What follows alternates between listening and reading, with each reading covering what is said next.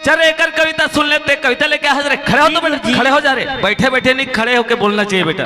ते कविता लेके आ हजरे। हाँ गुरुजी। ठीक है बेटा। महाराष्ट्र के स्कूल छोड़ के छत्तीसगढ़ के स्कूल में पढ़े बर आहस, कुछ पा के जाना, कुछ लेके जाना बेटा। हाँ चल बेटा, कौन सी कविता लेके आ हजरे?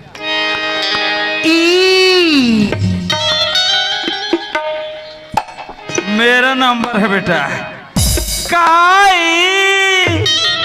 आना ये दे तो आगे